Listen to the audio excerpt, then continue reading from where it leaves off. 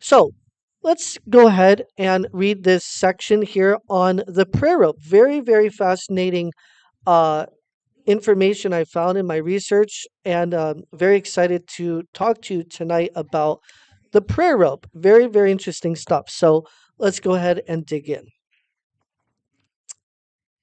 A common ecclesiastical object one finds Orthodox Christians holding is the prayer rope. In Greek, it's called the komposkini. In Russian, it's called the chotki. Another term also is letsovka. I believe it's. We're going to talk more about that in a second. And the Serbian, it's called the brojavnica. Each culture has its own unique way of styling it, but they all have the same purpose: to assist a person in the prayer. In the following pages, we will discover the rich and fascinating history, theology, spirituality, power, and symbolism of the prayer rope. Isn't that interesting? Such a simple little thing, and yet has immense, immense, incredible, deep history and symbolism and theology and all the rest. So, gonna be looking at that now. So, where does it come from? I was surprised to find that the prayer rope rather, actually can be found in nearly every religion, in nearly every world religion. So this is something that dates back way, way, way back before even Judaism. And it's found in many pagan religions. Even they have their own forms of prayer ropes or prayer beads. Hindus have it, Buddhists have it, Jews have it, and of course, traditional Christians have it. The use of a knotted string or a string of beads for the purpose of contemplative prayer has often believed to be a Christian invention of the 13th century, but that's actually not true.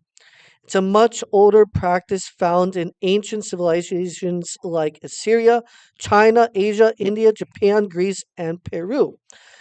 Specifically, it's a custom originating from various Middle Eastern religions like Buddhism. Okay, we just said that. This is the historical backdrop from which the traditional Christian prayer rope originated from. M. Gaster made a profound analysis in 1913 in his article Beads and Knots.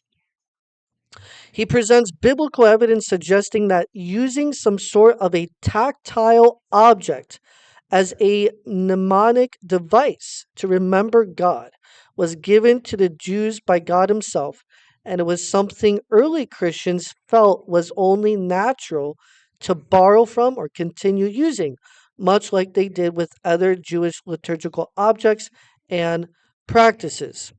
In the Old Testament book of Numbers, chapter 15, God instructs the Jews to make their garments with fringes or tassels of knotted strings as a mnemonic device to remember to be obedient to his commandments and to be holy.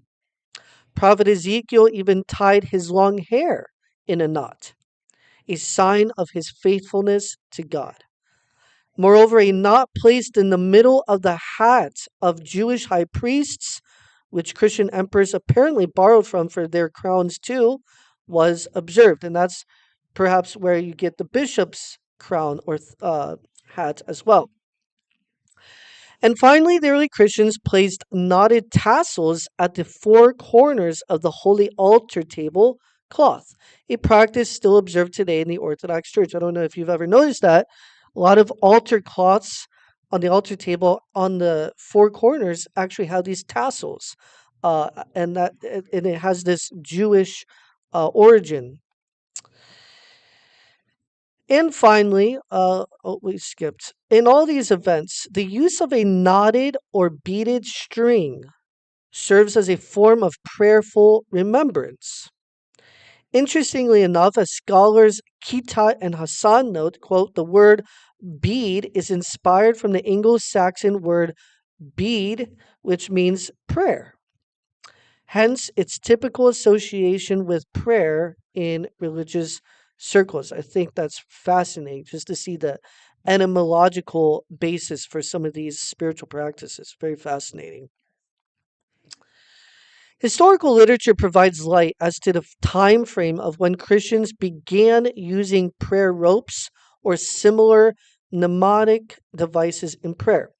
Specifically, it all began in the 3rd or 4th century Egypt. Scholars Kita and Hassan write, quote, by the 3rd century, these beads were firstly mentioned in the writings of the first desert fathers and mothers who isolated themselves in the Egyptian deserts.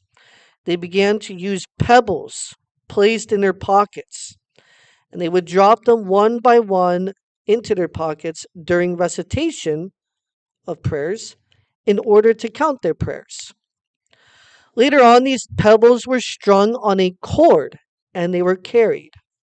It's known that the Egyptian abbot Paul recited 300 prayers every day.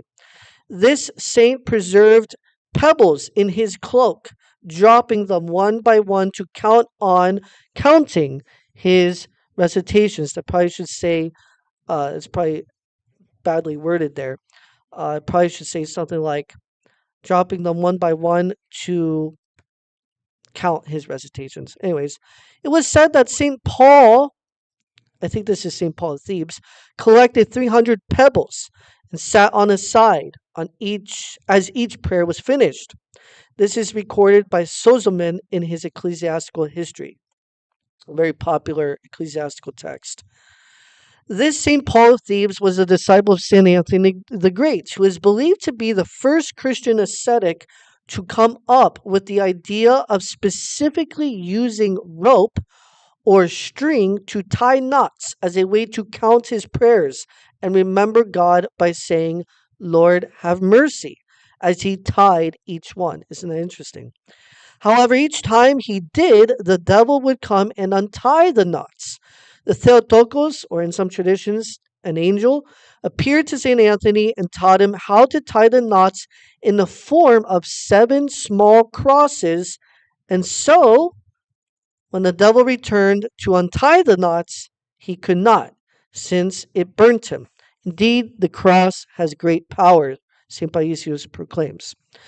Other oral traditions that have come down to us include attributing the traditional prayer rope to St. Pachomius the Great of Egypt, who made it as a way to help illiterate monks keep track of their prayers. This tradition is sometimes illustrated in icons. Saints Paul, Anthony, and Pachomius are depicted holding or wearing prayer ropes around their belt. Another kind of prayer rope passed down to us is called Panagia's tear beads, or the tears of Panagia. While the Theotokos was crying beneath the cross of Christ, her tears fell to the ground and miraculously produced a plant that grew bead-like seeds. We're going to hear more about that later.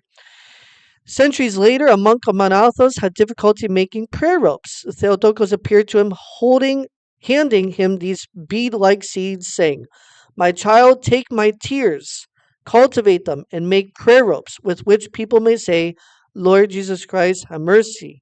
Most Holy Theotokos, save us. The areas of Kapsala and Katunaka and Manathos are famous for making this kind of prayer rope to this day. Moving on to some other kinds of prayer ropes. There's a variety of kinds, and I'm sure you've seen or heard these in different Christian traditions, especially Roman Catholic tradition. You can see how this is starting to develop over the course of time. The famous Roman Catholic rosary is a later invention of the 13th century. However, the popular Theotokos prayer rule associated with it is an 8th century practice revealed by the Panagia herself. This will be discussed more in depth soon. A prayer rope similar to the rosary is what's called the Pater Noster rope, an 8th century custom originating from Gaelic Ireland. It has 150 beads on which illiterate Christians would pray the Lord's Prayer. That's where you get Pater Noster. 150 times they would say it to replace reading the 150 Psalms that they could not read or understand. Celtic Paderian prayer beads are similar to the Pater Noster rope, and they appear to be either an offshoot from them or perhaps the original Celtic prayer rope founded by St. Columba. After all, The word bead, as we mentioned earlier, comes from the Anglo-Saxon word bead, which literally means prayer, as mentioned earlier. So prayer, prayer bead, put two and two together, and there you have the prayer beads or prayer rope. What about the Protestants? They've rejected a lot of these ancient Christian customs, but maybe not all of them.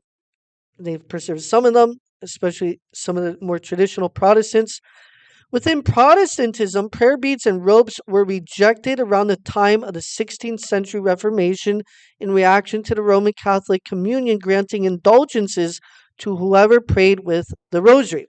In fact, as scholar Greet Refsum writes, the rosary prayers directed to Holy Mary became for Martin Luther and his fellow Protestants the very symbol of all that was loathsome and corrupt in the Church of Rome. Today, however, there seems to be a need for this kind of meditative religious practice within Lutheran communities.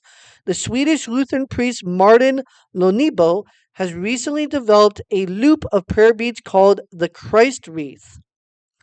Moreover, Anglican hermits make paternoster ropes to make a living. So they make those ropes, apparently in some parts of the world, as a way to make money for their monasteries and provide. So, very, very interesting historical development story to the development of prayer ropes, where it all came from, where it all began. Very interesting. I will hold my prayer rope till I rise up to the sky. The prayer is so short, but strong and can defy. As I say the prayer more, my enemy will lose the war. The prayer I say at first, you will hear in every place. Most Holy Trinity, save us all by thy grace. As I say the prayer more, my enemy will lose the war. I will say out loud again the second prayer that will be, Lord Jesus Christ, have mercy on me. As I say the prayer more, my enemy will lose the war. Third prayer I say out loud.